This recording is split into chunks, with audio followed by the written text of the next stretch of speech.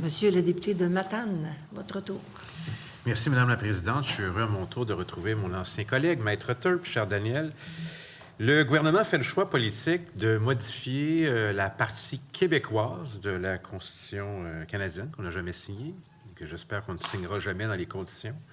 Je suis indépendantiste, alors peu me chaud ces questions-là.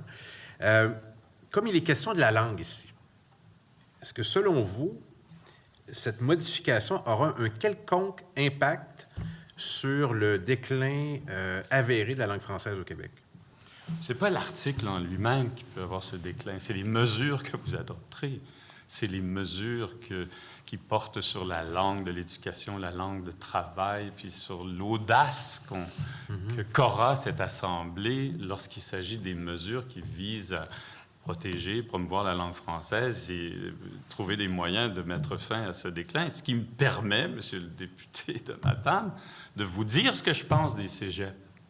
Je vais vous le dire parce que Mais allez-y. Quand j'ai quitté cette Assemblée en 2008, quand mon ami Amir Kadir a gagné ces élections de Mercier, et les électeurs m'ont donné congé, je suis retourné à l'Université de Montréal. Je suis retourné dans ma faculté de droit, dans la faculté de droit du ministre. Et j'ai vu quelque chose, j'ai entendu quelque chose qui me bouleversait, que mes étudiants de ma faculté de droit parlaient anglais dans ma faculté, Absolument. dans les murs de ma faculté, où on croise sur le mur les photos de Pierre Elliott Trudeau, Bernard Landry, tous ces anciens premiers ministres qui étaient des diplômés de ma faculté de droit, où les étudiants francophones parlent en anglais avec les étudiants anglophones et allophones. La langue anglaise est comme devenue une langue de communication de mes étudiants à la faculté de droit de l'Université de Montréal.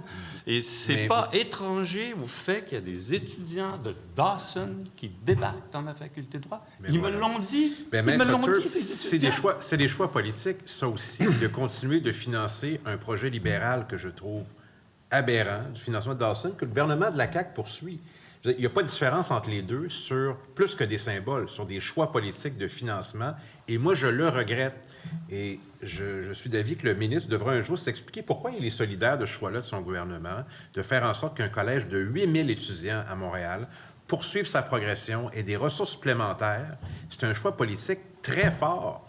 Et ni le premier ministre veut trop l'expliquer, ni le ministre. Et ça, à lui seul, ce choix politique-là plombe toute velléité de faire du français une langue importante et de prestige à Montréal. C'est mon opinion. Je ne sais pas si je vous laisse faire vos débats avec le ministre, monsieur le député de Matane, mais moi, j'ai rédigé un article très simple qui remplace les articles 88.02. Nous l'avons. 88.13 parce que c'est important. Monsieur Rocher vous l'a dit.